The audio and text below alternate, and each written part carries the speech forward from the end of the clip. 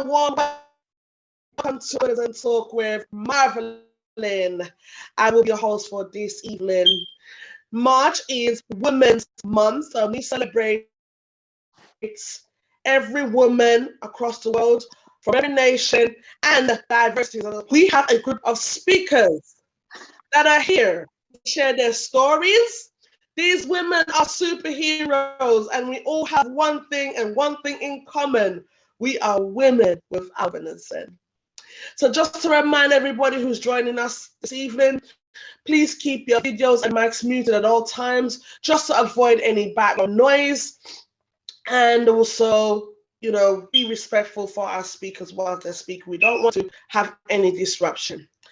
The time has come to introduce our speakers. All speakers are here. Thank you so much for joining us, ladies. We're going to call our first speaker. She's from the United Kingdom. And one key pointer about this speaker, she has won Inspirational Women Award 4 years in a row.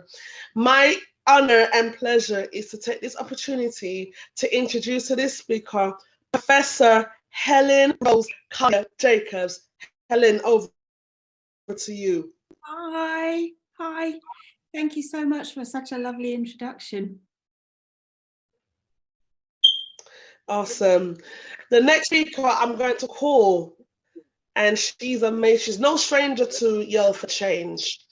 Her name is Ruby. Ruby, good evening. Good day, everybody. Thank you for having me on. It's an honor. It's a pleasure to be here. Namesake. Brandi Green. You. Yes, I'm excited to be here. Thank you. Yeah, that's it. Excited. One key pointer about this speaker, she was a senior editor for Ashe. Ashe journal for the lesbians who are of African descent. That's what stood out for Yell for Change. That's why I wanted to share that with you all. Natalie Devora, please come and introduce yourself.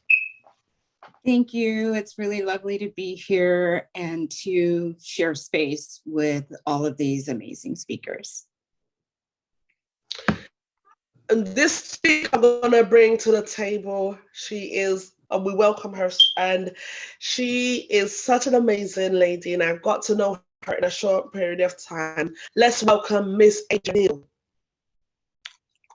Hi, everyone. I'm so excited to be a part of this. This is my first time doing anything with Yell for Change, but I'm so excited to meet all of you and engage in this conversation.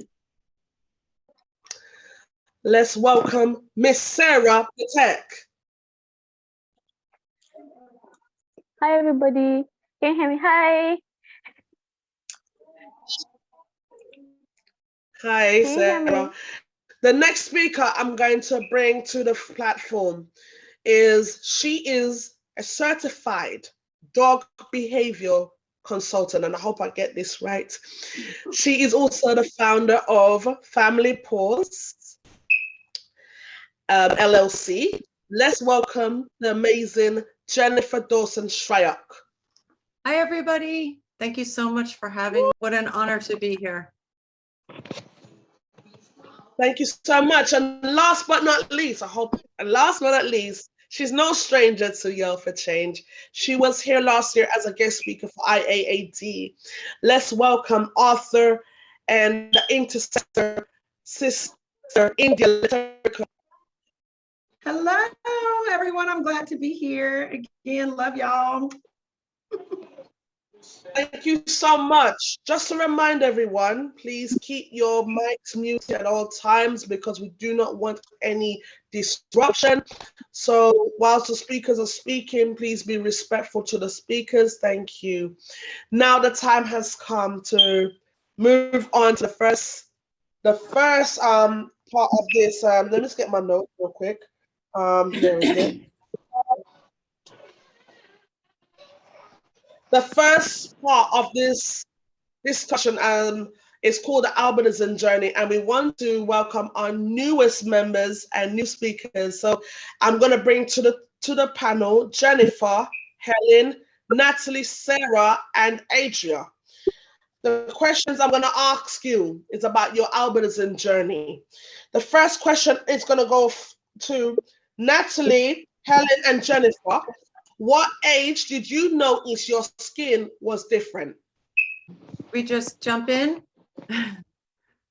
So any of you can go first. So you three ladies, I'm asking the questions Sure. for you, Jennifer, Natalie, and Helen. What age did you notice your skin was different? Do you want me to go first? Sure.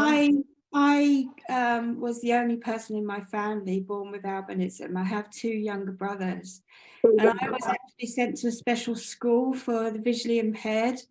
So I noticed pretty much straight away. I've always known that my appearance and my skin was different, because back in the 1970s, it was seen as something really awful, you know, that had to be hidden away. So people like me were sent to, in South London, where I grew up, people like me were sent away to school. So we were told right from, you know, from very early. So I've always known that I've had a difference. Mm-hmm. Natalie, your turn, sis. Okay, thank you. I too was very young when I realized that my appearance differed from my siblings and from everyone else in my family.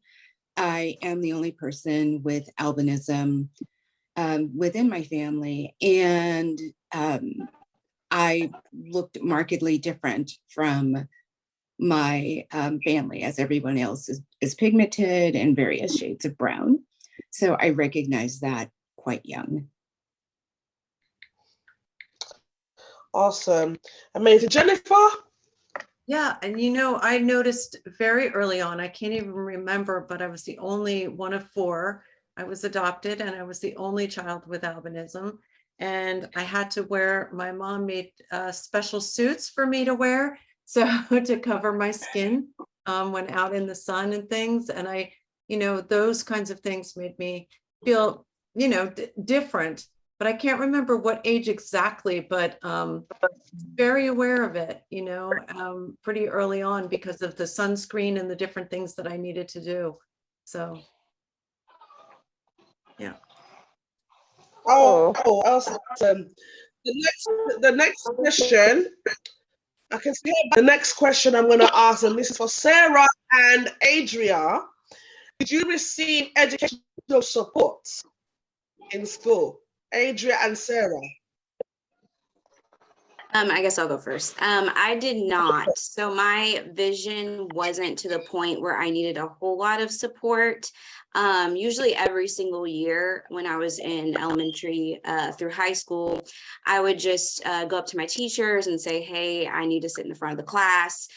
So they would make those arrangements for me. And then of course I had my glasses. And then sometimes there were a few times where I needed some extra assistance. So let's say a teacher had me, you know, do a worksheet for homework and I couldn't see it that well.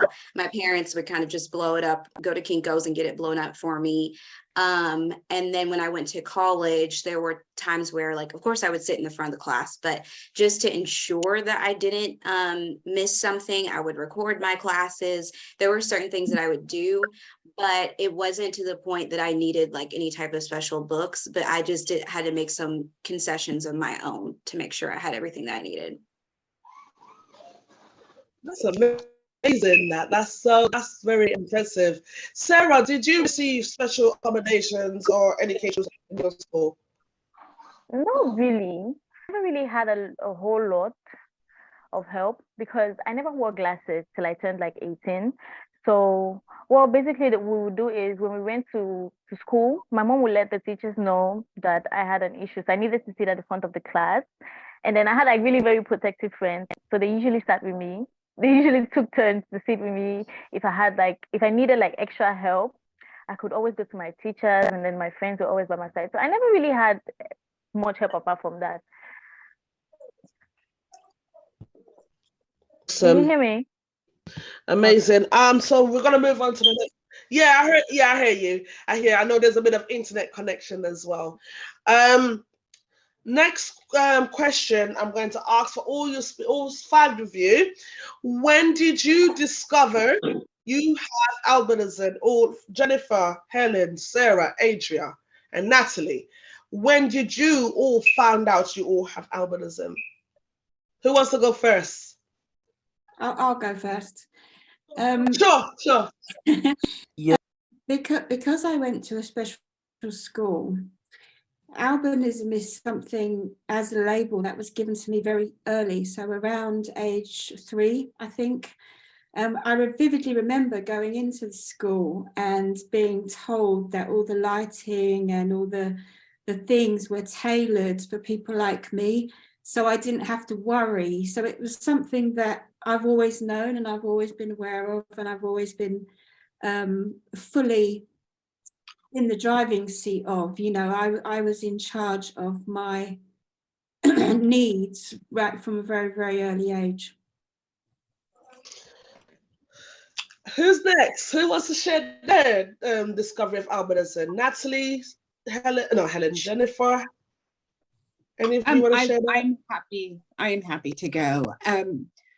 When I began elementary school, so as a kindergartner, mainly because my parents advocated for me to attend public school and to be mainstreamed in the classroom. And this was back in 1967. So it wasn't a given that I'd be able to attend school. I was immediately just sort of plugged into special education and having people who were knowledgeable about visual impairment, who really began to teach me about albinism at that time. So I had conscious awareness once I began school. Adria, Sarah, and Jennifer. I was going to say for myself, I think I remember quite early on, my mother made special books for me that were tactily oriented, and there was a lot of discussion about my differences openly in my family. And so, you know, I was aware. And then when I went to school, I definitely became more aware of differences and things. But it was fairly early on for me that I remember, you know, learning about it and how special it was. Sarah and Adria, this question applies to you as well. Yes, I can hear you. Okay, so yeah, I always knew that I had albinism, and that I knew that something was wrong with me, but I didn't know that it had a name. So I just knew that I was different from the other kids, and it wasn't really a big deal in my family. I was treated like every other child, except I usually always sit in front of the TV, and sometimes my cousins, they'll be like, you don't need to sit in front of the TV like that, it's going to hurt your eyes. And then my mom was like, no, let her be, she has issues with her eyes, just let her be. So there are a lot of fair people in my family. So as I grew up and I started going to school and I started making friends, and then the other children, they'll like make fun of me. Sometimes when I'm walking in the wood, the children will be like scared. And then there's this name that we call people with albinism in my country. They either call you Bubankani or they'll call you Ngengebu. So you see, when I started like thinking for myself, I realized, okay, I have this thing. This is what's happening. So I just have to live with it. So yeah. Adria, sis, when did you notice your skin? Or when you notice you have albinism?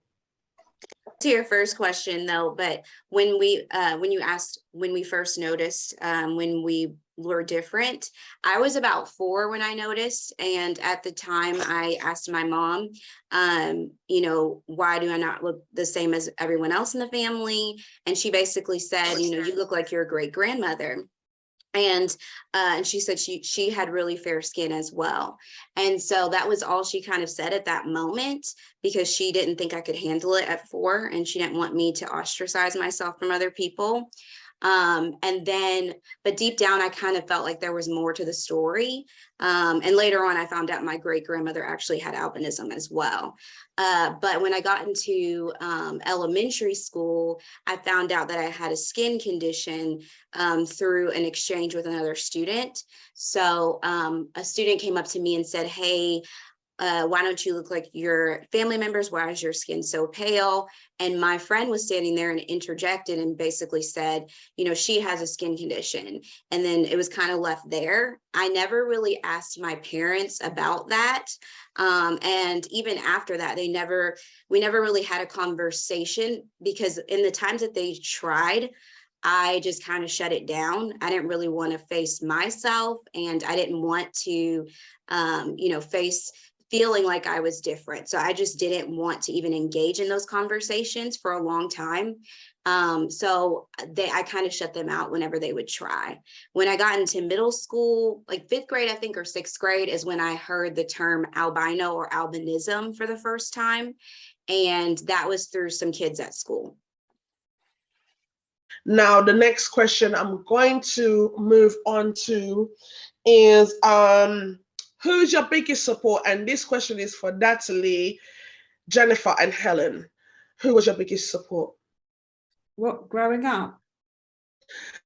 Yes. Who's your biggest support? Yeah. Oh, biggest support growing up would have to be some of my teachers. I had some amazing teachers at school. So my art teacher, for example, he was always just draw what you see. So even if you couldn't see outlines or I couldn't see the actual shape, he would encourage me to sort of go within and create an image from my own imagination. So imagination was always something that was encouraged. And, you know, so now I'm 52, I still have those skills inbuilt, and it feels quite magical, you know, and I owe it all to teachers from a very early age, because they weren't limiting to just academic platforms.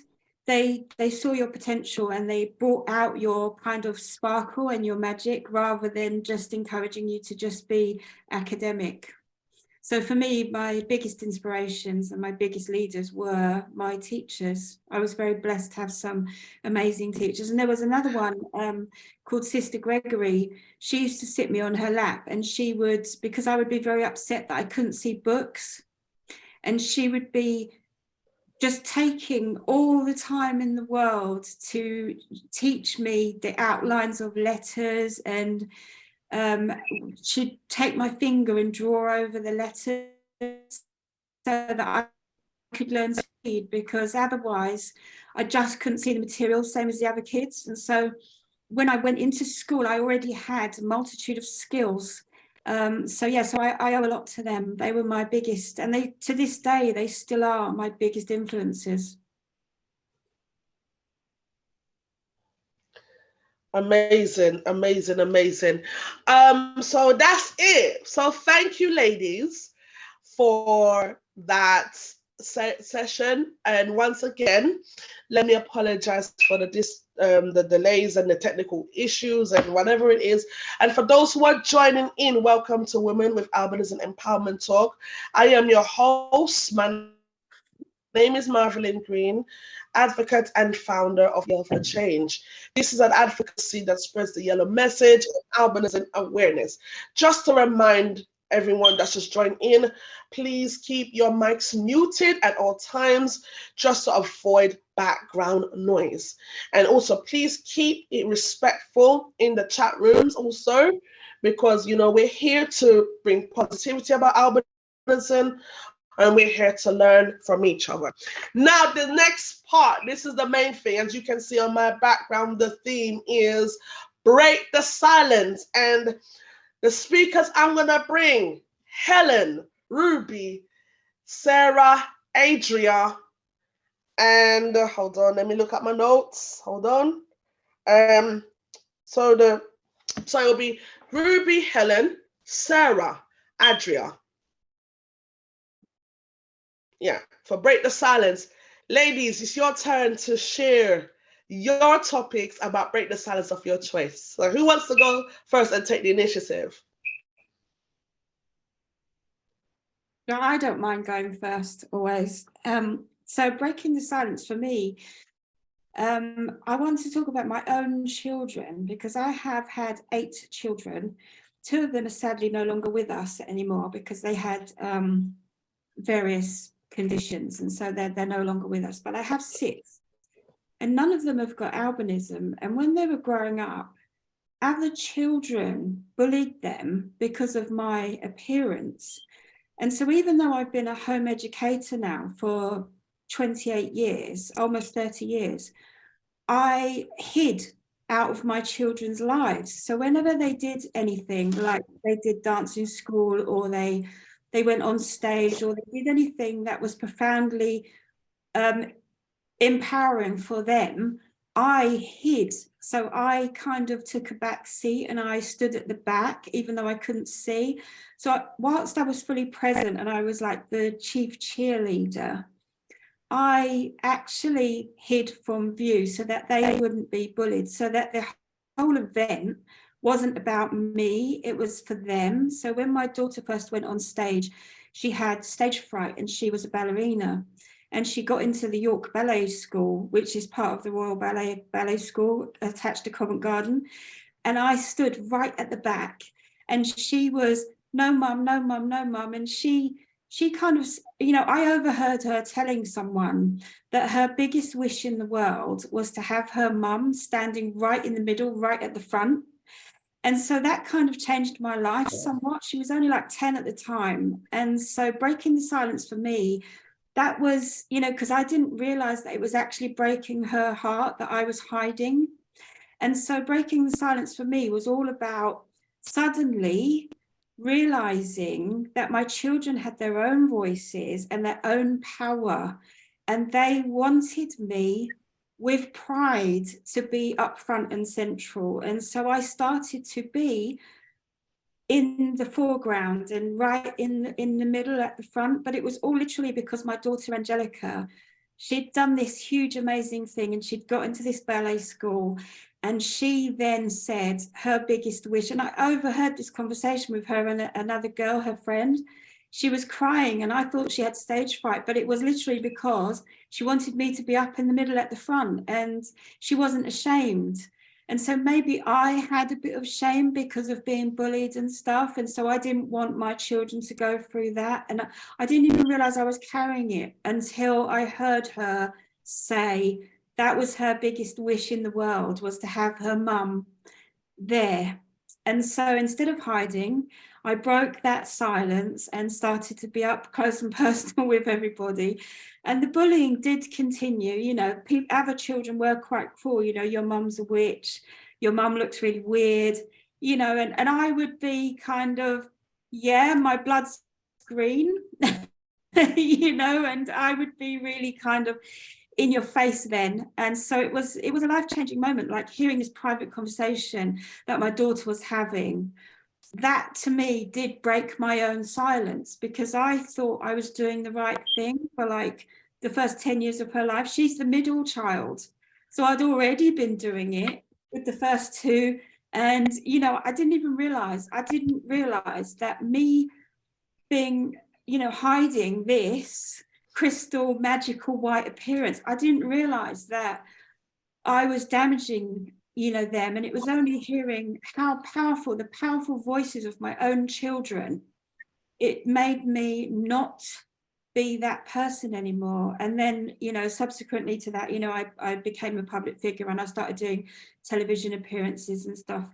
And so it was all because my own child and then her brothers and sister spoke out.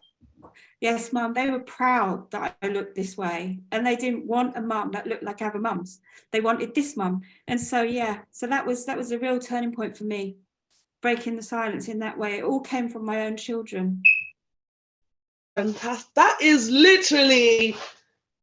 so inspiring. Thank you, Helen, for sharing. Ruby, I'm calling you next.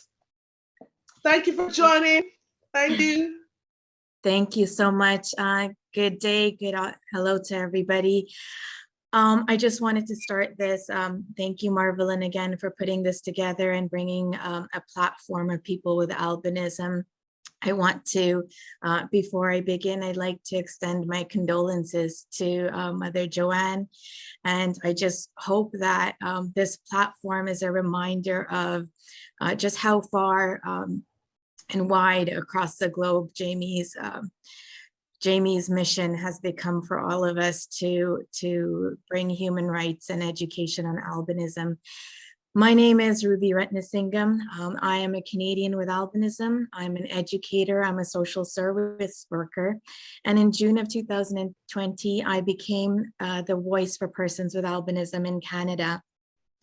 As president of Born to White Ottawa, a nonprofit organization in Ontario, Canada, I will continue working to break the cycle of discrimination and bring awareness of albinism to ensure enjoyment of human rights. Worldwide, people with albinism continue to be targets of discrimination and faced with a lack of understanding about their disability. As an employee currently to the largest board of education in Canada, the Toronto District School Board, I face continued discrimination on an ongoing basis. The report published by the 72nd session of the United Nations General Assembly in July 2017 clearly states that for persons with albinism, reduced life expectancy may be due to other factors such as lack of reasonable accommodation regarding visual impairment, which limits employability. This obviously and clearly outlines not only the widespread disbelief in the link of albinism and its visual impairment, but also the extent of which they negatively impact the lives of persons with albinism. Recognizing persons with albinism will bring opportunities to disability rights and to achieve a goal of economic growth for healthy communities. And in particular, recognizing women with albinism into economic independence results in more creative solutions and a greater potential for innovation that meet women's needs and promote gender equality. So today, as we celebrate, and I see so many women on here today that I'm inspired by, as we celebrate and reflect on women's empowerment, I'm grateful to be here among a community of people with albinism from countries across our globe, working to break the cycle of discrimination. Together, we can make discrimination a thing of the past. And I hope we continue to bring platforms and education awareness so that women and men, but in reflecting on women, we are the future of tomorrow. We raise the future of tomorrow. And I thank everybody on here, and it is a privilege and honor and opportunity to represent not just people with albinism in Canada, but globally to ensure that we have human rights and we continue to break the cycle of discrimination. Thank you. The next, Adria and Sarah, break the silence. What is your topic of choice for break the silence? For me, break the silence was really about shedding light on albinism, advocating and educating specifically for the next generation. So for all of us, we've had experiences with, people being afraid of us, people being confused, rejecting us, thinking that they could catch something from us, not wanting to touch us, things like that. And for me, one of my main motivations for, advocacy and really sharing my story has been the young men and women that are coming behind me and hoping to shed light on my experience and also just to allow other people to understand and know, that we are just as human as anyone else. And hopefully that would remove the fear and the confusion and the rejection, and that they could grow up in a world that's more accepting and more inclusive. So that's really my goal with breaking the silence. Sarah? Hi.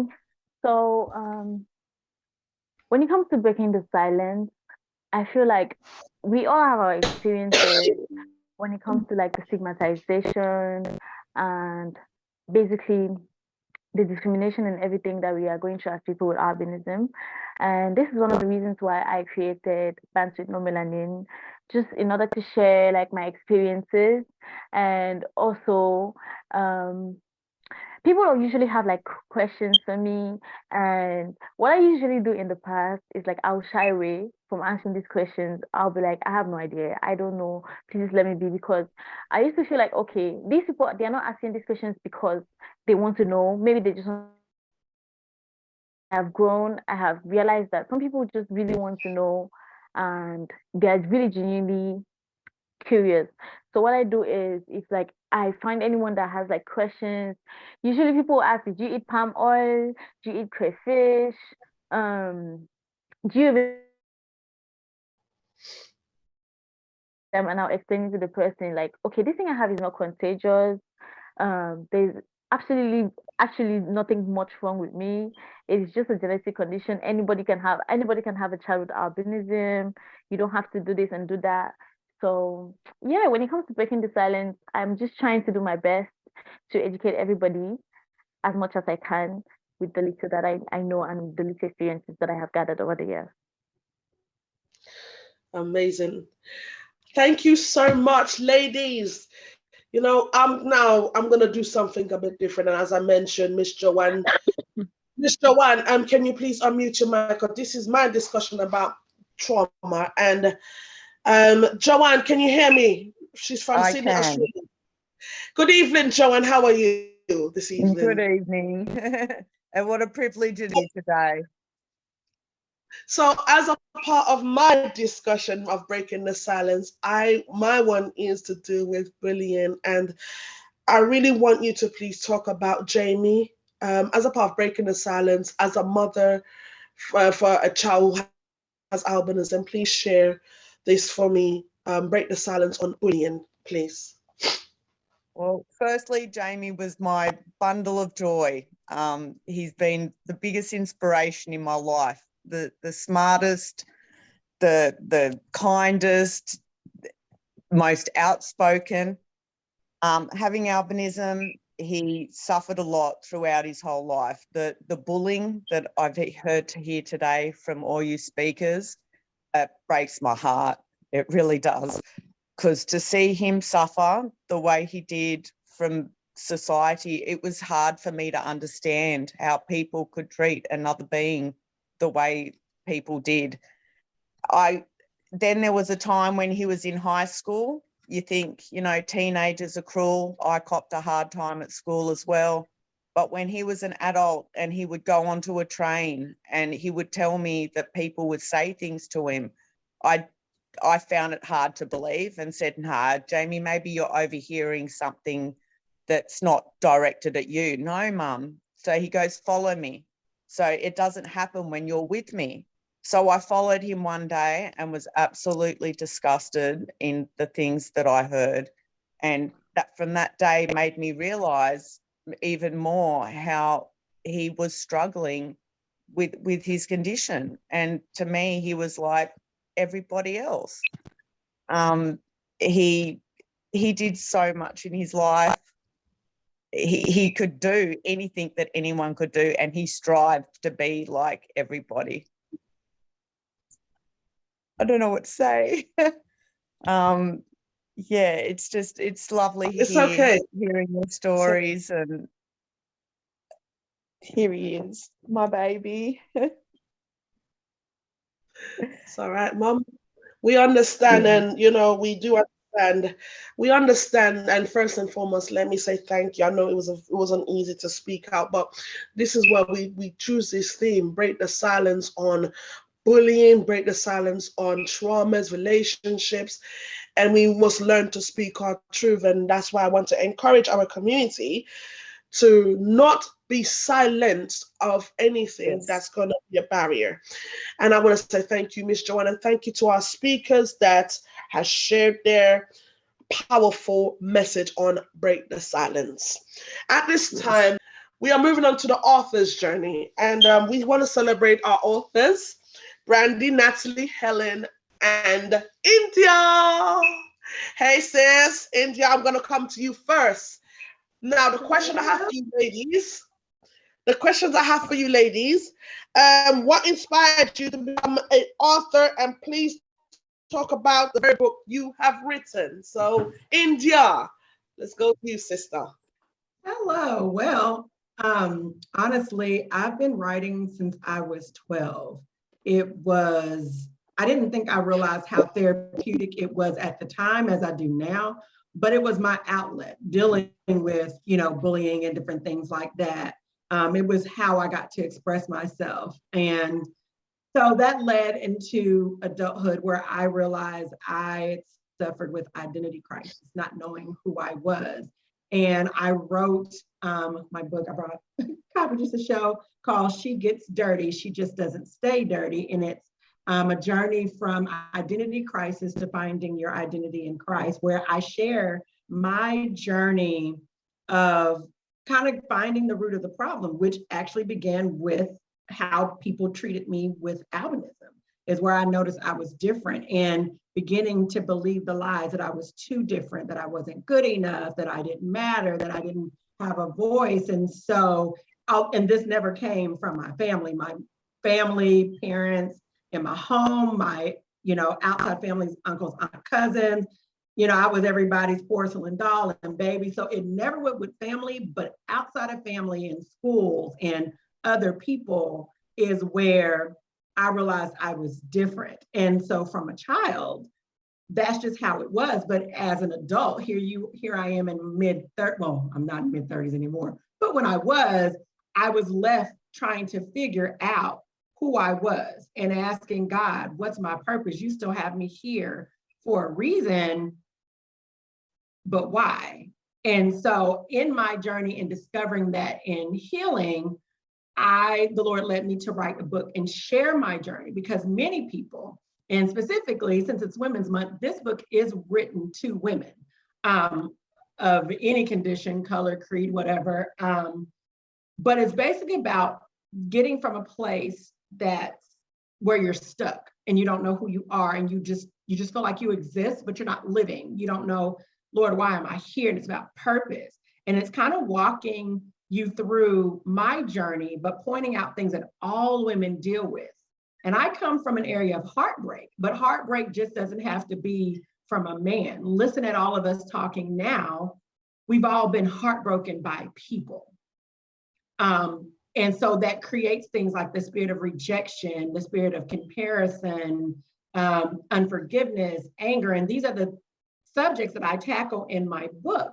So no matter what broke your heart, what made you lose yourself to where you're now trying to figure out where do I belong and who I am, this book, my prayer is that this book is taking women through that journey. And for me, of course, I found my identity by recognizing how God saw me. He created me this way. He's the smartest one we know, so, and he doesn't make mistakes. So there was a purpose and there was a reason, and I had to figure out why. And I look at all of us sitting here, we may not have understood it at 3 or 4, but being here, just something like this is why. Because we each have a story that can reach someone else. And I feel very blessed. And so, like I said, even though I wrote this book for all women, as I was doing my own healing and as I was writing the book, I had to go back, like, where did this start? And the Lord began to reveal for me, this is where you felt different. And that's when the lies you started hearing from other people and the enemy just started creeping in and you believed it. And all we have to do is listen 1 second too long. And I say that in the book, and then it just seeps in. The rest of it, we almost sometimes do the damage to ourselves because we then don't know how to debunk those lies. So that's what I wrote this book for. And I've got more books coming, but that's what inspired this book to be my first book, is to help every woman. And in this sense, of course, women with albinism face whatever those root problems are, so we can begin to debunk those and those myths and be who we are supposed to be and shine brightly like we are doing today. Amazing. I don't know if you can hear me. Hello. No, signal. I just don't know what happened. Natalie, I'm coming to you next. Black girl, white skin. The question for you. What inspired you to become an author? And please talk about the very book you've written, Black Girl, White Skin. Natalie Devora.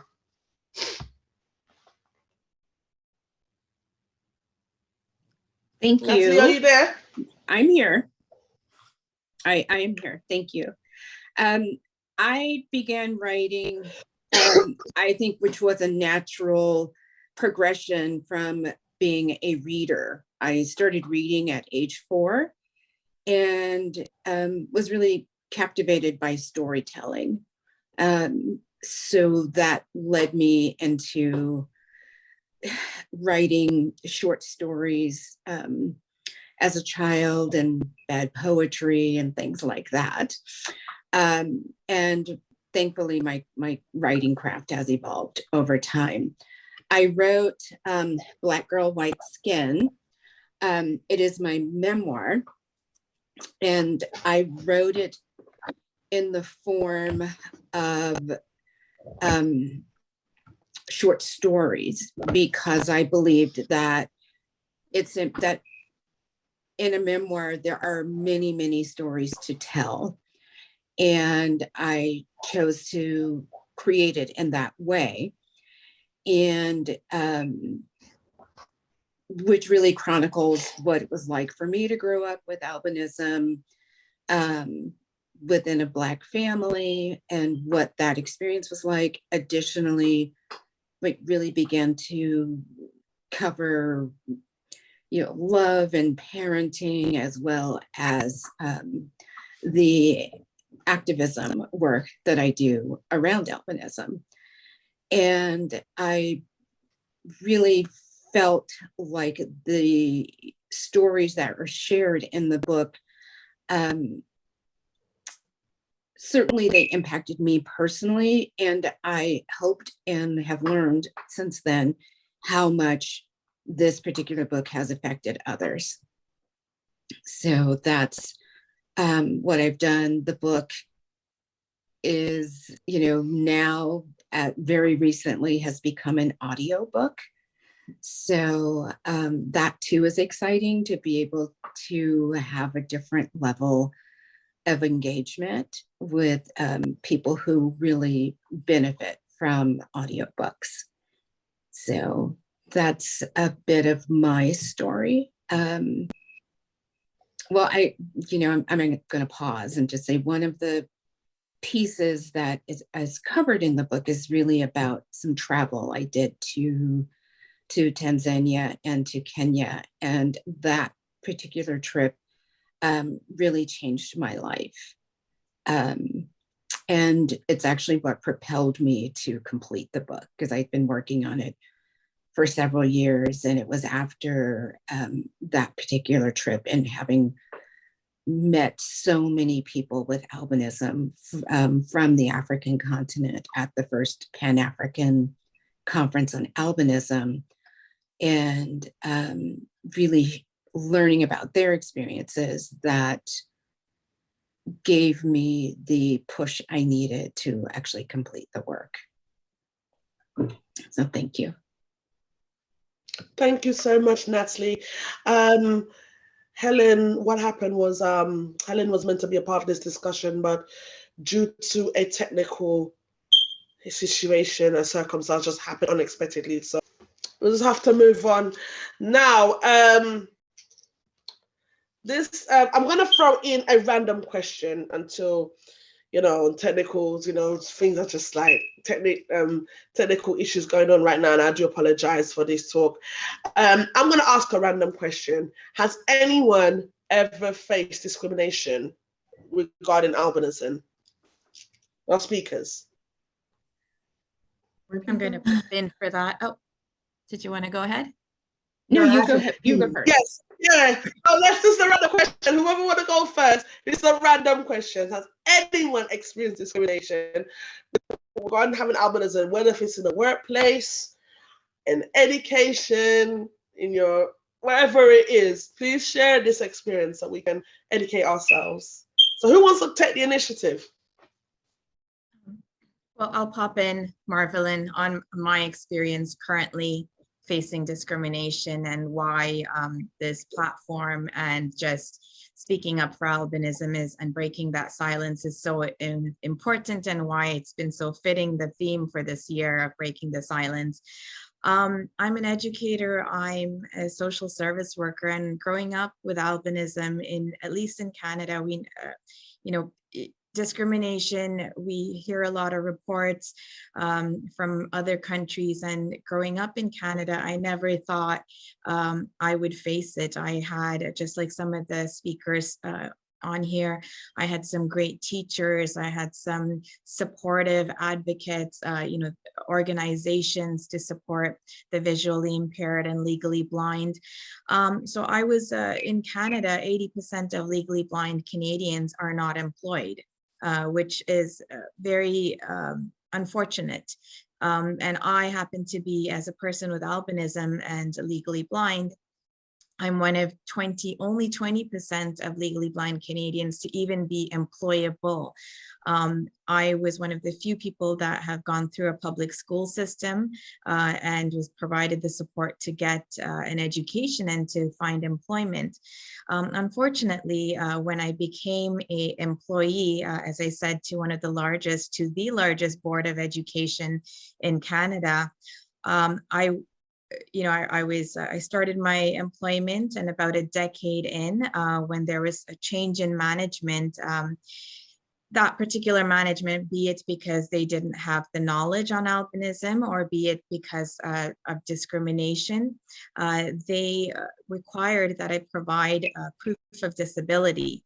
And when you're legally blind, there isn't really a form of identification outside of your ophthalmologist or medical reports to say, he or she's got albinism, he has albinism. And presently, even provided that medical documentation, the Toronto District School Board will not accommodate my disability, that the accommodation needing flexibility on time. I know in some parts of the world, I believe in America, we can drive, we have a permit, a license to drive. In Canada, technology has not advanced quite that much yet, and I cannot drive. So getting to the place of employment or place of work means that I'm relying on public accessible transportation or to get to work. And many of us do not use a cane to identify. So the challenge has been whether a workplace will accommodate our disability. And this has been a challenge. So in Canada, fortunately, there are public avenues that we can take. We can file a human rights complaint with our particular province, and that is the avenue I'm taking. Because when an employer does not provide reasonable accommodation, just like I mentioned in the United Nations report by the independent expert for albinism, people face, lowered life expectancy. People face mental health issues. People face lack of economic independence to be able to get to work and be contributing citizens. So these are all forms of human rights and disability rights discrimination that I'm currently facing. And, being in my 40s and facing this in a country where growing up being blue-eyed and blonde-haired seemed, common, to face discrimination because there's such a lack of education.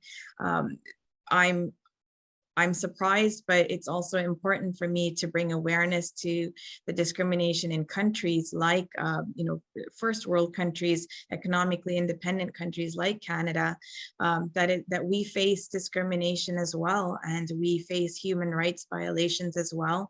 And it's important to address it. And when countries like us, yell for change in United Kingdom, I see platforms of people across America and across Africa and many other countries, when we stand up together and be a voice against discrimination, it helps because it breaks the stereotypes. So even with the reports and medical reports people appear, or employers don't want to or choose not to or fail to believe us, believe our needs, our disability needs.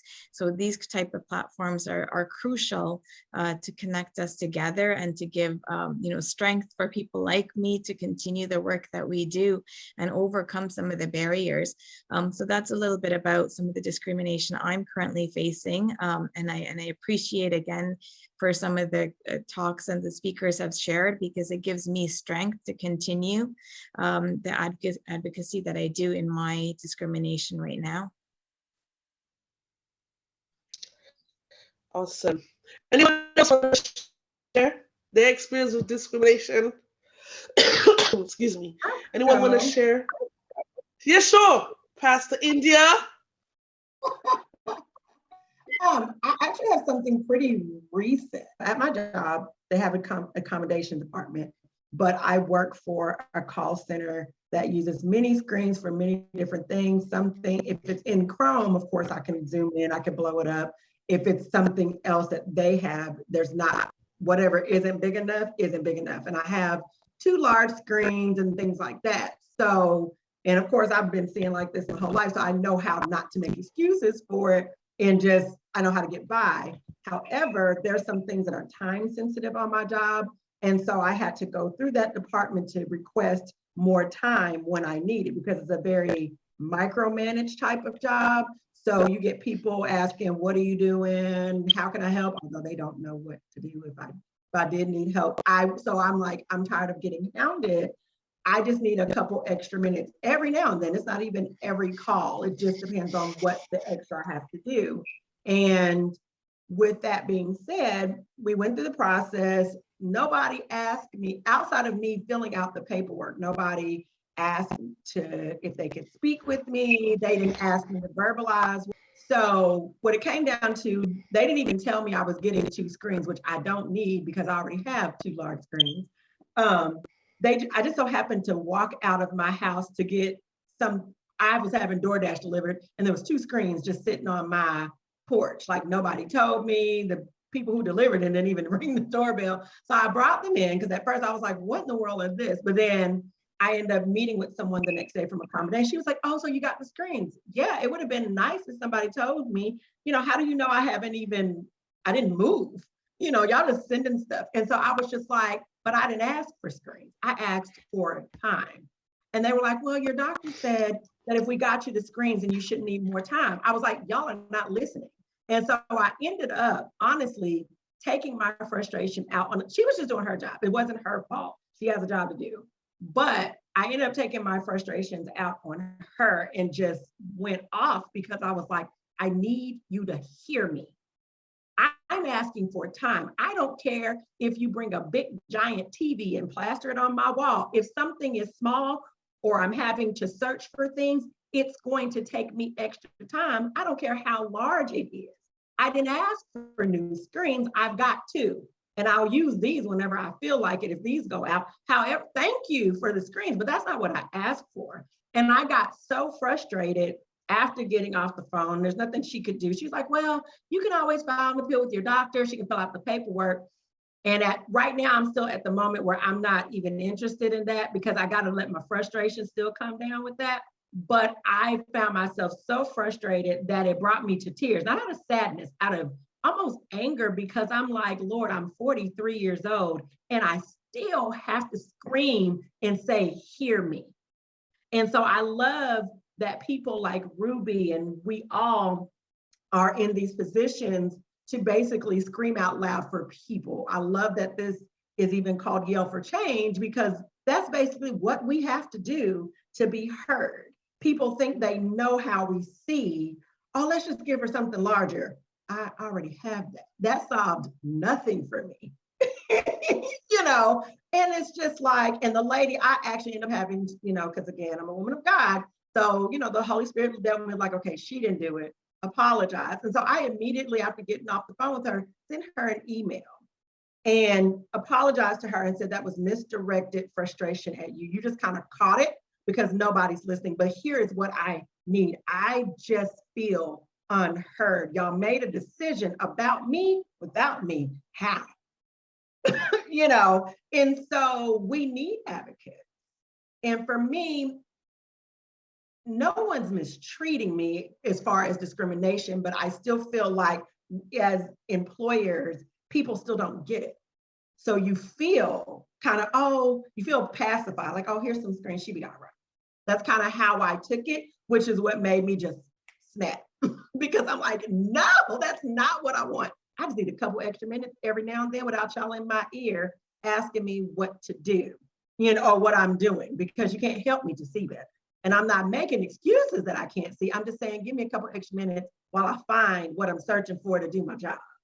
So that's been my recent experience. If I could ask you, Indiana, and I'm sorry to interrupt, I'm assuming No, I'm done. So it appears you and I, although in different countries, are going through the same thing, and flexibility on time is actually one of the most common accommodation needs for people that are with visual impairments.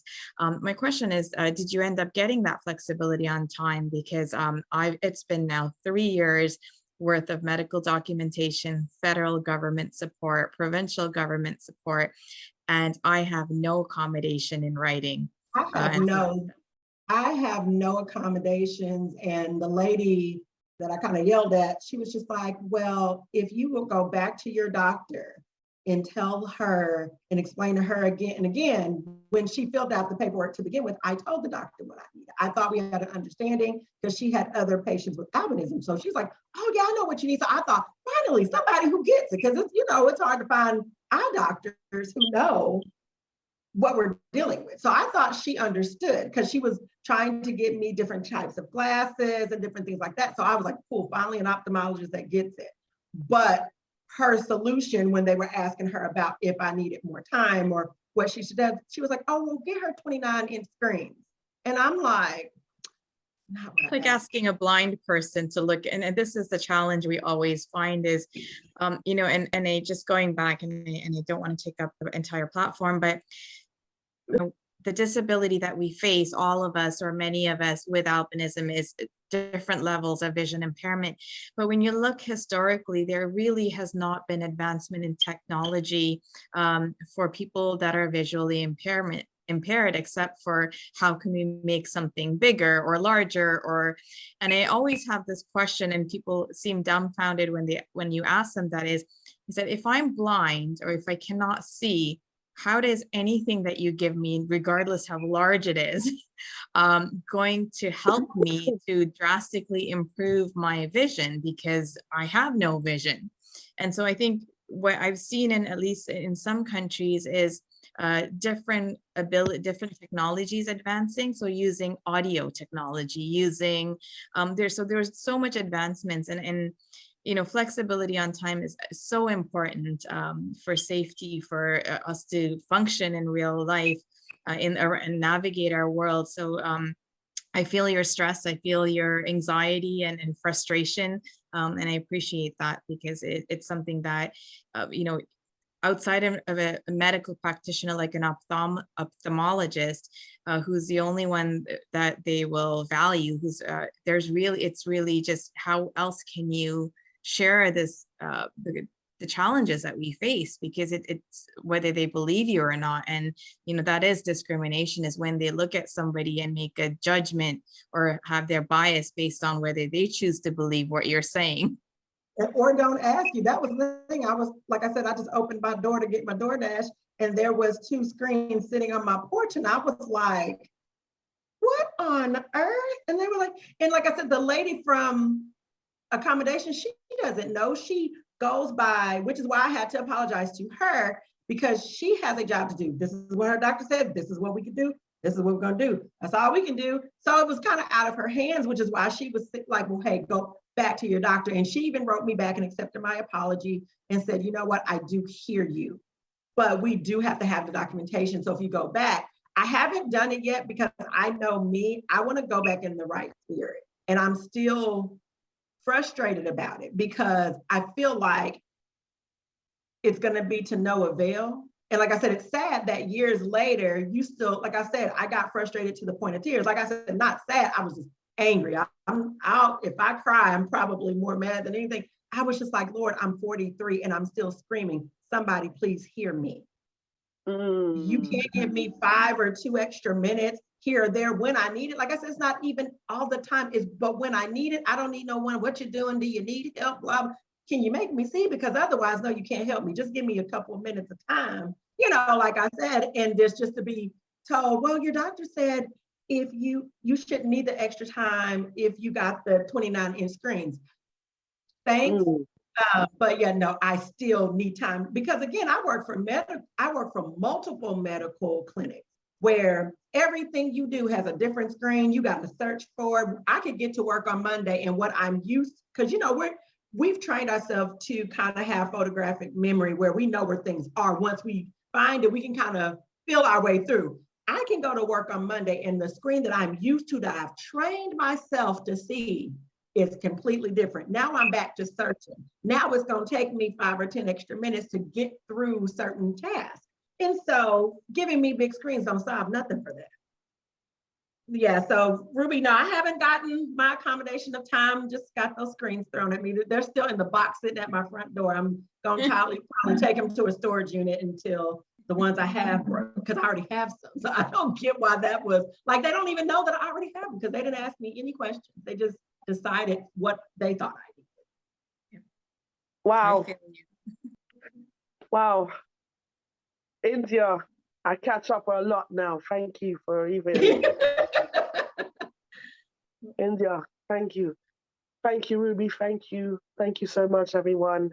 Once again, I don't know what is going on with technicals or whatnot, but I'm not gonna let this stop this summit from going on. The show has to go on, everybody. I am just so honored. Thank you so much for, the patience, everyone, and those who are listening. The next part of this segment, I just want to welcome my sister Ifra Samata in the building. Welcome you, sis. The next part of this summit is transition and healing. Okay, and I'm going to bring the gorgeous Jennifer to come. I know some of our speakers got some technical issues and some had to leave. I'm going to ask Jennifer, Natalie, Adria, and Tom and talk about the transition and healing. And what this session is about is, we've been through the different stages of albinism.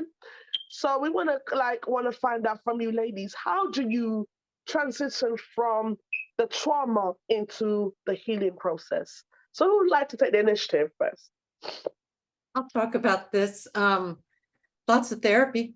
But it's I kind of have a really unique story in that I was adopted and I found my biological parents, and it's kind of an interesting story. I guess I accepted my albinism in a different way when I learned that 2 strangers came together one time, and here I am. It's, what are the chances, right? What are the chances of that? And it really allowed me to, it just really inspired me that I am exactly as I'm supposed to be, and as perfect as I'm supposed to be. And it was around 32 that I discovered that. And it just, that was a huge transition for me in embracing myself and albinism. And again, like I say, lots of therapy and lots of different, I related so much to Helen and all the things that she was talking about related to raising children and some of those struggles and everything. It's just an ongoing journey. And I've learned to embrace that. I've learned to really honor my albinism, and having times like this with you all just really, really just, I'm going to get teary, really inspires me that It's all much right. more. Jennifer, Yeah, it inspires it's me. okay to cry. This is what it's all about. It's all right, man. It's all right. I don't get me started because I will. It inspires me so much. And so anyway, I'm done. I want to thank you, but it's been a journey of acceptance and transition, but and lots of therapy that continues, but yeah, so I won't cry. You know what? This is a platform for it. You know, this is a space where we allow our guests to be themselves, and it's okay to be vulnerable. It's okay to really, you know, we're here. This is what it's all about. We're here to share and to encourage each other. Who wants to go next on the transition and healing? I can go. Yeah, sure. I would say there were a few things that really helped me in my process of healing. So after I graduated from undergrad, I did the Miss Black USA pageant. So I was Miss Black Kentucky 2016. And that was probably one of the main moments in my life that helped me to heal. I intentionally chose to do the pageant, partially because I've always wanted to do a pageant, but also because I really wanted to have a moment to redefine what my albinism journey was going to look like. Up until that point, you know, I had just kind of taken on what other people had said about me that had defined my self-esteem and really the trajectory of what I thought my life would look like. And it was basically all negative, of course. And so I really wanted to have a moment where I could wear my albinism with pride. So I used that opportunity to spread awareness about albinism, to educate, to advocate, to share my story, and to use it to inspire other women. I worked with nonprofits. I did some speaking engagements. So that was a huge moment of transition for me. I think after that, I started working with the Kentucky Office for the Blind. They gave me a vocational rehabilitation counselor. And I was around other people that had visual impairments as well. So being in an environment where there was a support system where other people identified in some ways with my struggle and things that I went through, but also I had people that were working for my benefit, that was really vital in me accepting myself. And then I would also say like opportunities like this now. So for the past year, I've been trying to be more intentional about building relationships with other people that have albinism, surrounding myself with, you know, people in our community so that, you know, these opportunities give us those moments to encourage one another, you know, to speak life into each other. So I'm really grateful for that. And that's the next part of my journey that I've been on right now. So yeah, multiple things, also therapy as well, has been great. But yeah, there have been multiple things that have helped me move towards healing. Thank you so much for sharing. A few of our speakers are having technical difficulties going back in because, you know, the internet is nobody's friend. So it's nobody's fault, you know. Once again, thank you so much for sharing that. Natalie, do you want to share your perspective on transition and healing? Would you like to share that? Yes, thank you. Like the others have said, certainly therapy is instrumental because I believe that one of the purposes of therapy is for us to get to know ourselves. Mm-hmm. And for me, it was like really learning the power of sort of accepting the skin I'm in, like this is who I am, this is what I have, and it's conscious choice. I could choose to be in opposition to myself, or I could choose to be in celebration, and I choose celebration. Another aspect, I'm dating myself. In my 20s, prior to NOAA being an organization, there was an organization here in the San Francisco Bay Area that was sort of a group for persons with albinism. And it was an opportunity for me to realize like, oh, here are these other people and who have a similar experience. And while it was really nice, it wasn't what I needed at that time. What I find has been more impactful in terms of healing has been building community.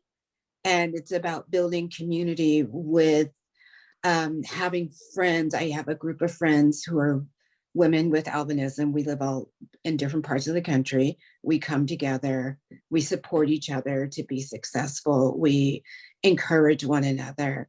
And I really value the friendship and the relationships I have with each of those women. Yeah, it's one of those things, like whenever it is that we come together via Zoom, it's or in person, it's this like coming home of being together. And yes, albinism is one piece that brings us together, and there are so many other commonalities and factors that allow us to be supportive and caring for one another. So I believe that having community is an absolute necessity. And I can't emphasize that more, because that really continues to help us heal and continues to help us. Thank you so much. Now, I'm going to do this next move now because time is fast spent. Can everybody please state their ethnicity, please, in the chat? Because this is a part of identity crisis. This is the next segment. And I'm going to bring Ruby in, and India, you're back. India, Adria, and Adria, the speakers are here. We're just going to like improvise a bit because there's technical issues. So identity crisis. To the speakers, please tell us what your ethnicity is. And for those who are in the chat, please state your ethnicity in the chat. For those who are listening as well, this is a discussion where we're going to have identity, within your ethnicity. So please, speakers, you can say out loud. That's an option as well. Yes, I'll start. I'm Ruby Ratnasingham. I am South Asian, so my background is Sri Lanka, and I identify as Tamil. For those who may not be aware, Sri Lanka is a little island just off of India, and I immigrated to Canada when I was in my early childhood. So my background is South Asian, Sri Lankan Tamil. And I'll pass it on. Okay, this is Natalie.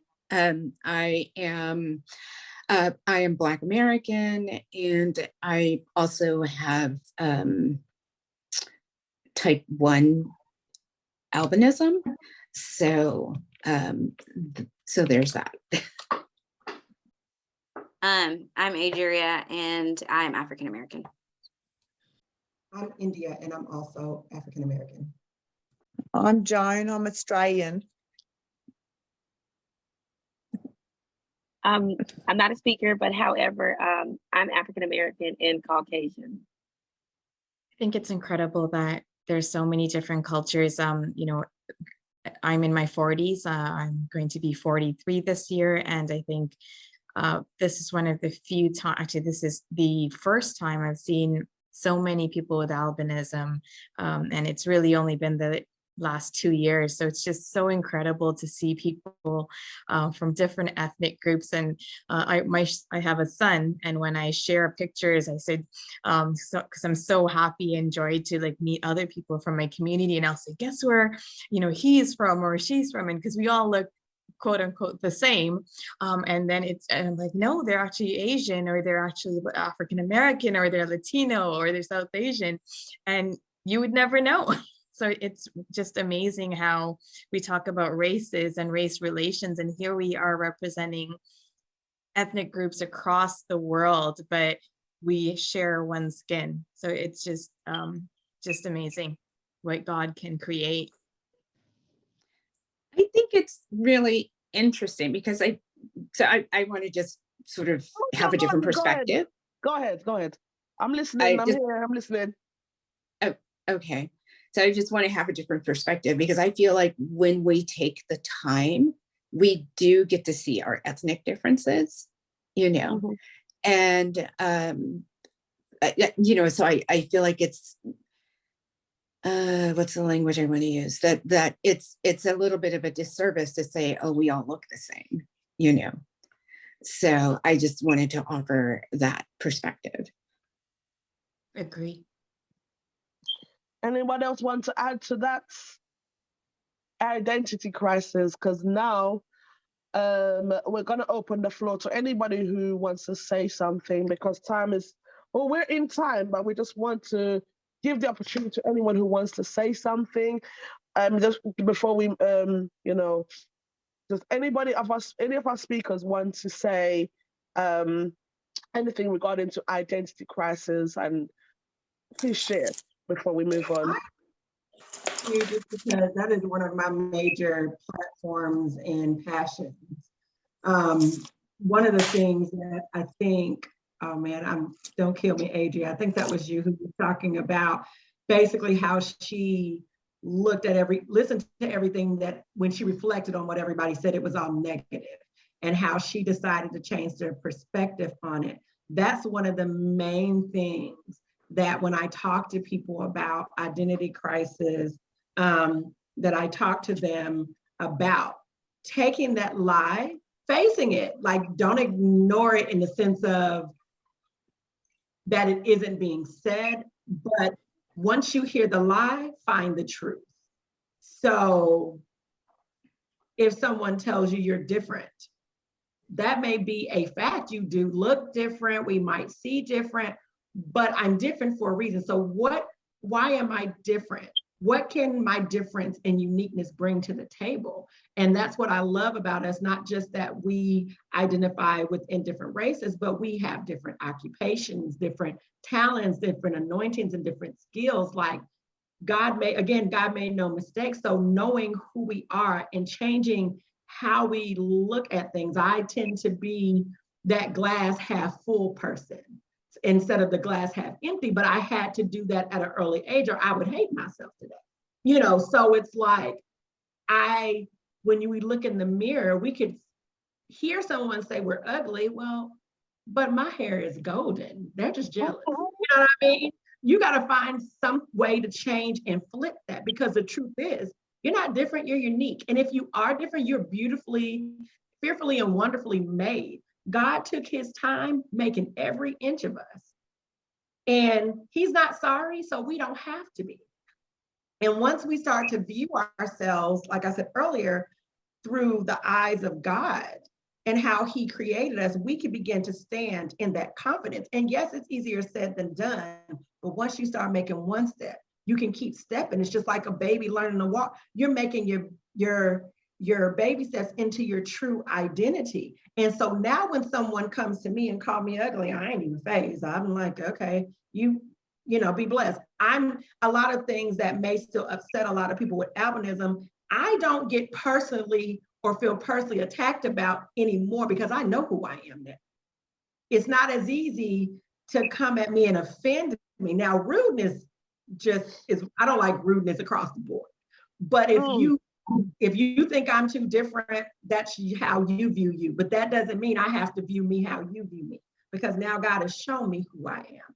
I love that she had said that she started entering beauty pageants and started standing up. That's how she changed that, using the difference for good. And that when we're doing those things, those are major steps of stepping out of identity crisis, because identity crisis is just being lost and not realizing who you are. But once you start to do that, you can look yourself in the mirror of your heart, of your mind, and your spirit, and even physically, and view yourself as the beautiful person that you were created to be, and step out and be you and not be silent. Be that doctor, be that model, be that writer. I don't care what it is you do, you can do it and look different and stand out. You're supposed to, if we weren't supposed to stand out, we'd look like everybody else. So we are put on this earth to walk in our identities and yell out loud and live out loud in our non-color, I guess, in our different areas and skill sets. We're supposed to be seen. So we don't have to hide, and you feel less like hiding the more you discover you. And for me, I discovered me again through realizing who my creator is. And he's very impressed with what he made us to be. He wants us to be impressed with ourselves. Wow. Yeah, it was good. Wow. I don't know what to say about that. I run out of words. Run out of words. Anybody else before we open the floor to our guest attendees who want to say something? Does any of our speaker want to say something? And we're going to open the floor because time is winding up and we want to finish on time. So any of our speaker, and then we're going to close this session. And then the floor is going to open to anyone who wants to say something. And then we're going to do our empowerment talk. And we're going to share our empowerment talk to each of our speakers. I know some of our speakers have to go and we have people respectable obligations. So thank you again for listening to Women with Albinism Talk. Once again, my name is Marvalyn, and I am so honored to have you on. Once again, I do apologize for any technical situation that's happened and, and any disrespect to our speakers, please, we apologize as well. So thank you so much. Anyone else want to say anything we add to the identity crisis before we move on? Any of our speakers? No? I just second everything India said. Okay. That was great. I know, I'm trying to think of any words. That's it. She just actually she just let it out, you know what I'm saying? She just like, yeah. Thank you so much. Ladies and gentlemen, as a part of Albinism Talk, we give everybody an opportunity to have a voice, not just the speakers, but we give people an opportunity to say something. So now the time has come to really give the opportunity to anyone who wants to say something. And please keep it in short because of time. So the floor is now open to anyone who wants to say something.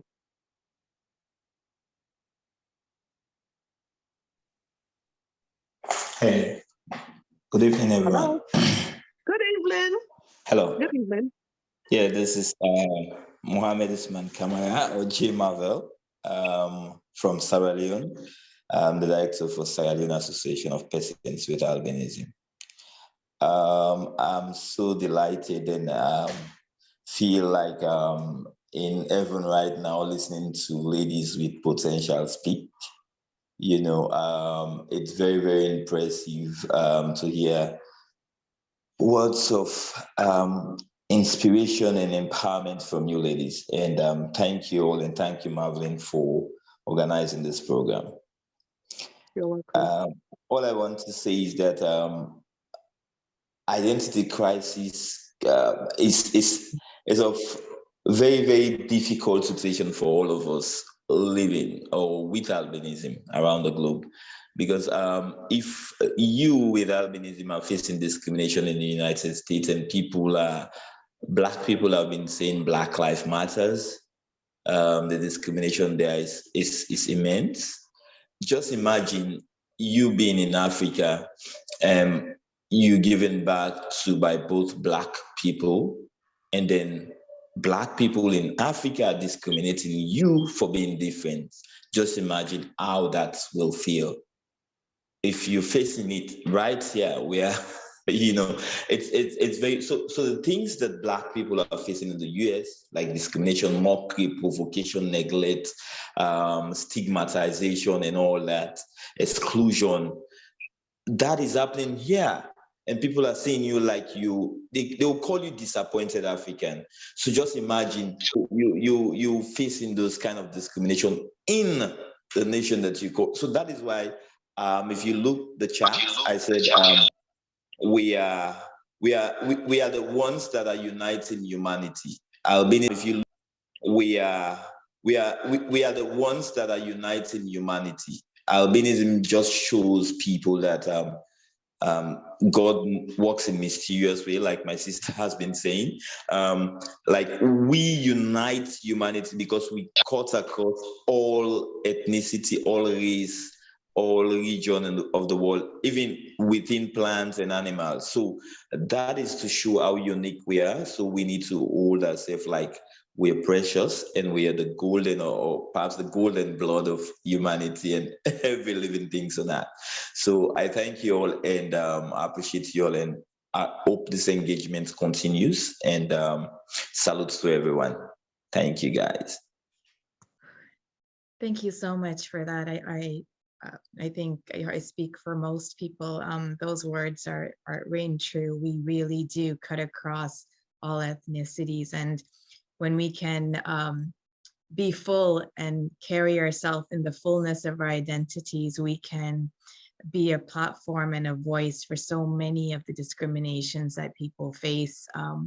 As you said, I grew up South Asian. I could not remember, when I grew up in Sri Lanka, I was the only white, quote unquote, white person in a world of brown people. And when I came to Canada, I thought my family assumed coming to Canada would mean that I would blend in, but then you still face discrimination sometimes, as in many identity crises within your community and outside of your community.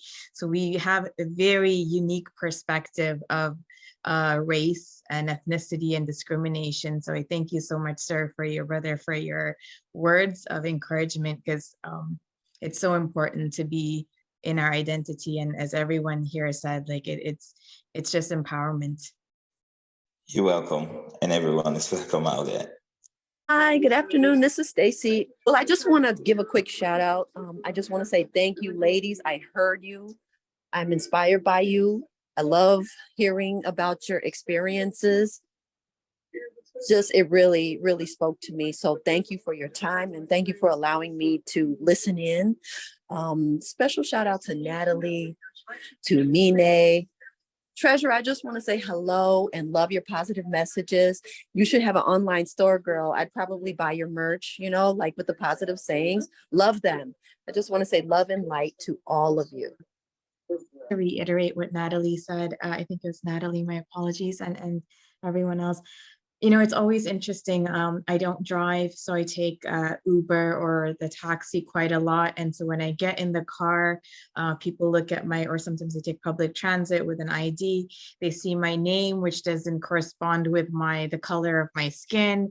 So I used to play this game growing up, because they asked me like, oh, what's your background? Where are you from? And I always want to know. So before I say it, I'd have them guess.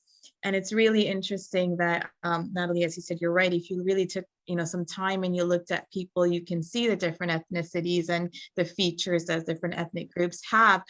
But what I find is I get in the cab and they just see blonde hair, white skin, blue eyes, and they're like, you must be some part of, and 90% of the time I'd get some sort of European or Scandinavian country. And my mother, who does not have albinism, is South Asian, and she looks just like me, or I look just like her. So it is interesting, as you said, like how people's vision, something that we don't have, and then other people's vision of you just based on the color of your skin, and they just make an assumption. So identity is a very interesting thing that I've learned along the way, and it's ever more important. And I hope that especially young people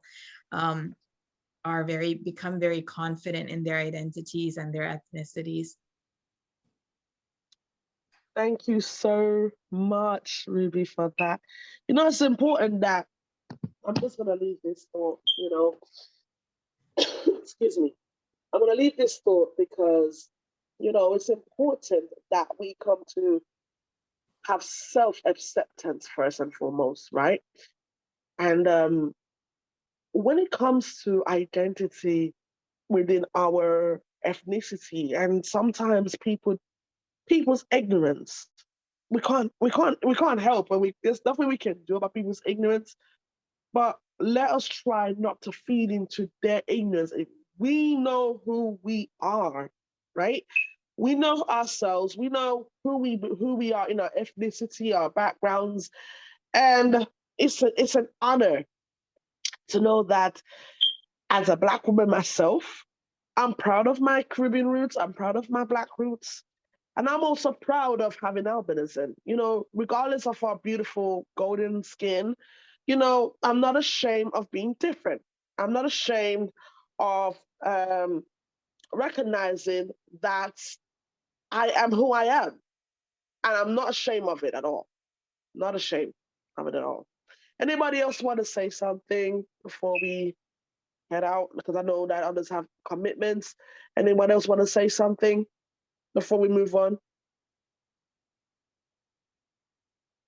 I would like to say something. One of the things that we actually haven't talked about or at all, but one of the things I really want to take the opportunity to say and ask the question of, like, how do we use our albinism for good? Ooh, that's a good topic. Yes, talk about, yes, bring it up. Yes. Okay. And so what I mean by that specifically is, yes, I am Black, and a lot of people in my residential community don't get that. And that's really not important to me, how they see me. I know how I see me. But I also have a daughter who, you know, has been profiled when we've been out shopping. And it's a piece of, like, once they realize, vendors realize that she's my daughter, then they approach her differently or have approached me differently. And so I'm acutely aware that I possess a certain amount of privilege within my community and within the Black community, within the overall community. And I constantly get to ask myself, how do I use this privilege for good? And so what that means for me is, it means I get to call out injustice, you know, and frequently it is quite a surprise for most white people. You know, they're like, oh, you know, and they want to create an identity for me that's comfortable for them. But you know, meaning, oh, you know, they just say, oh, well, you must be, you know, you must be white, you must be mixed, you must be whatever that is. But the truth is they get to think that, but I'm still addressing their racism, their injustice, their aggressions, be they microaggressions or more overt aggressions. And so it's having that courage, having that willingness to say, I take a stand. And that is, you know, I feel like it's, one of my friends calls it my superpower. And I don't know if that it's that, but it's certainly something I get to do for the people that I love and for people that I don't even know. Oh, thank you so much, Natalie, for sharing that. I'm so blessed to even sharing a platform with a bunch of women, not just a bunch of women, but just a lot of us, you know, with albinism. And it's important that we use our albinism as our asset. That's why I say it. My albinism is my asset, because, you know, I went from despising it to now I love my beautiful skin that I'm in. It's a part of me. It makes me unique. It makes me beautiful. Everything about it, it makes me beautiful. And I want to say thank you to our listeners and to those who have joined in. We thank you. Now, time is coming up, and we want to spend our last few minutes. I'm going to ask if the remaining speakers are here. I want you to choose a speaker right now to share an empowerment message to.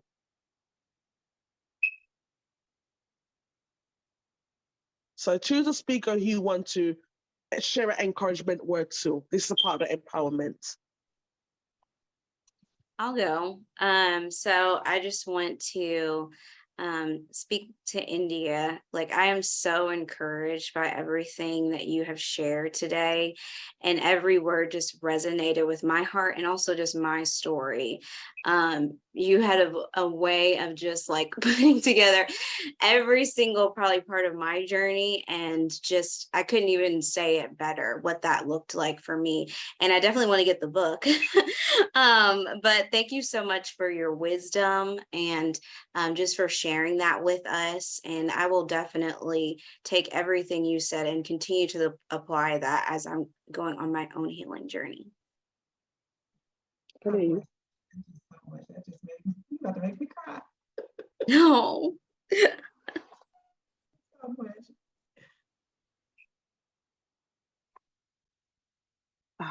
Wow. Hi, everyone. Oh, well, you finished, Adria. Who wants to go next?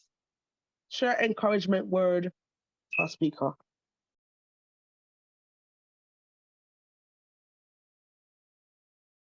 I'll go next.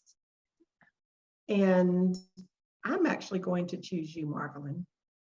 I know you probably consider yourself a host more than the speaker, but I want to encourage you to keep doing what you're doing, because going back to what Natalie was saying about using our albinism for good, it's things like these, avenues like these. I didn't have this growing up. A lot of us who are dealing with or coming out of identity crisis probably wouldn't have had that had we had the support that now these younger ones coming up after us are having. I think it feels better for all of us to even gather together, because we do feel that support from one another. And so with that being said, don't give up. I know what the task you've been given from God has not been easy. It never is. And it always, our purposes always exceed what we physically can do, but you are equipped for this. You were built for this. You were made for this. So technical difficulties, negative people, that's life, but you don't lose focus. You hold on, because you're not just impacting the next generation of albinism, you're impacting us older, younger, grown folks. You know, I try to pretend I'm 25, even though I'm 43. You are inspiring to see you stand up against everything that you've gone through, from health to the loss of your mother, who I know is so proud of you. Don't stop. This is part of your purpose.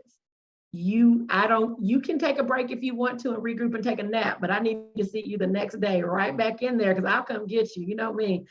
You're gonna do this, but I want you to stay encouraged and know that you have a team behind you. We may be busy doing our various things, but you are in our prayers, and we will always come together to have your back and back you up in things like this, because we couldn't ask for someone with a better heart to be our leader on this. So I want you to encourage you to stay in this race. I'm going to reach out. I guess I'll speak next. And my word of encouragement, and I'm going to reach out to Mohammed, is strength. And I heard what you had to say. And what I would say to you, coming from a country where I faced genocide for the color of the skin that my people were in, which is Sri Lanka. You know, albinism was something that wasn't a big part of my life in recognizing, because more than that was escaping genocide when I came to this country of Canada. And so when you talk about, as you said, you know, you were talking about Americans and Canadians, or the Western countries and people with albinism facing discrimination, and how it must be for people in Black people in Africa to go through discrimination and with albinism. I would say to you is to keep strength, keep your head on straight, and keep pushing forward, because God created us in such a way that His word is His breath, and it will not leave this earth until we are doing what we were set out to do. So, you know, wherever you are in this world, know that you are made under God's vision. We were made in beautiful light. And sometimes what people don't understand is the most difficult thing for them to accept. And so that is why there's such intolerance and discrimination in this world and racism in this world. But when you keep your head on straight, stay focused, and don't let the negative directions lead you down your path, and you travel your own journey, you will fight a good fight. So stay strong. And, women are here to support each other, but we are here to support our brothers and sisters across this world. So my word of empowerment would be to stay strong and keep in your strength. Amazing, Ruby. Thank you so much. I want to encourage all the ladies out there that people should stay connected. Like once you're here, I know some people this is the first time that you met, but that this should not be the last time. People should share contact and let's stay connected, because to be honest with you, people with albinism for a long time, we don't have the time to come together, because when people see us together, people give some flimsy or some words of discouragement for to even come together. So self-hate has been the order of the day, so people don't want to come together. So this a platform that are bringing us closer. So let's stay connected and see how we can help each other via other means and other things in the future. Perhaps somebody would travel to this part of the country, or you travel to this part of the EU, have somebody to reach out to once you're there. Take care. Thank you. Ruby. My words of encouragement are to Jen. And I just want to encourage you to continue to be open and to feel all the emotions that we get to have in our lives, and understand that we get to be deeply feeling people. And I just have a huge appreciation for all that you shared today. So thank you. Good evening, everyone. Good evening, everyone. I'm using my phone at the moment because of technical issues with my computer. I just want to say to my albinism community that you are more than enough. I want to encourage my community that it doesn't matter what people say, doesn't matter what people do. What is your ridicule? I always use this as my affirmation every day. What is my ridicule, or what is my rejection? It's always going to be my recognition. It's the biggest blessing for me. It's my asset, it's my superpower, and I want to encourage all of us that's in the Zoom room, or you don't have to have albinism to even use yourself as a strength, and use whatever you have as your superpower. It doesn't matter what disabilities you have, or use you as your superpower, use you as your recognition. Celebrate yourself, whether it's a big win or a small win. You are more than enough, and it doesn't matter what people say. People's opinions shouldn't matter of you. Okay, so let us be a powerhouse for ourselves. And once we can be a powerhouse for ourselves, then we can be a powerhouse to someone else. That's my message for empowerment. Yeah, that's it. So once again, I want to take the time out to say thank you all for coming out and showing your love and support. I know things didn't go according to plan, but in everything, we give thanks. We're thankful. We're thankful to each of our speakers. And I know some had to go and some had technical difficulties with internet and other circumstances. And once again, I want to thank you all for coming out to show some love and support to Year for Change and Women with Albinism Empowerment Talk. So now the time has come. We are going to end now. Can all our speakers please share your social medias, please?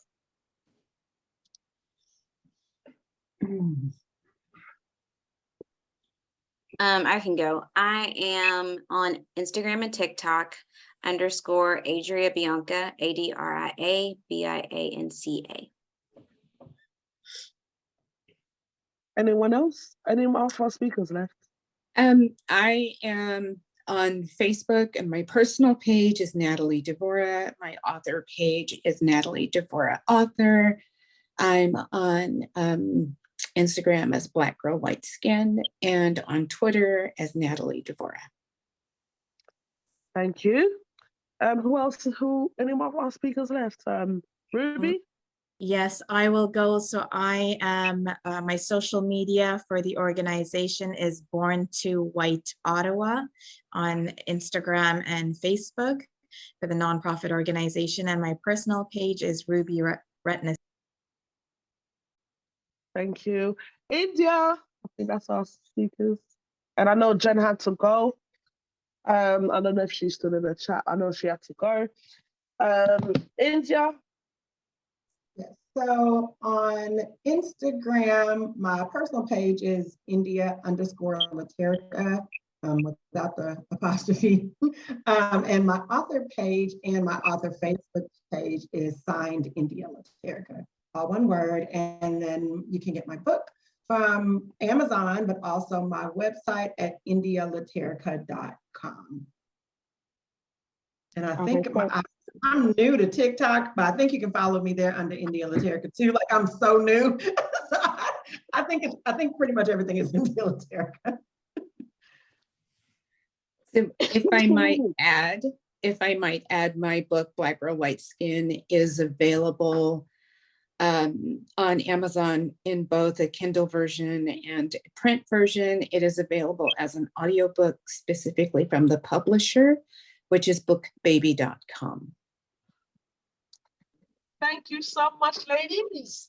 Now the time has come to really, I want to say a massive thank you. A massive thank you to each and everyone, those who joined in, those who participated.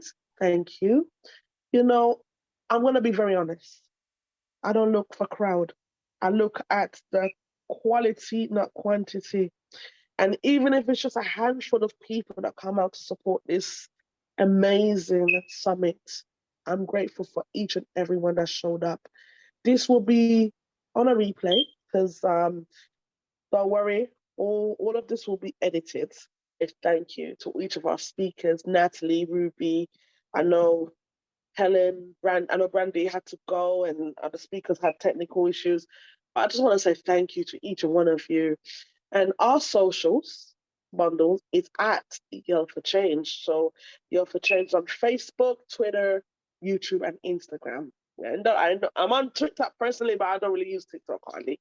But Yell for Change is my advocacy page to follow. And thank you again, once more.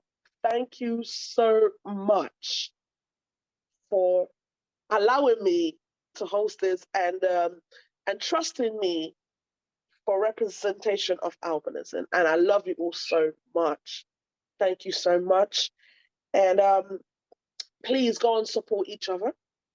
You know, whatever a person albinism is doing, let's help build our community. Let's share the love. Let's continue to just be a voice for each other. You know, not everybody has an advocate in their corner, so let us advocate for each other. And I just want to say thank you all again and much love to you. And remember, yell for albinism. Together we stand, together we can. Much love and God bless you. Thank you all. And I hope you all have a blessed weekend.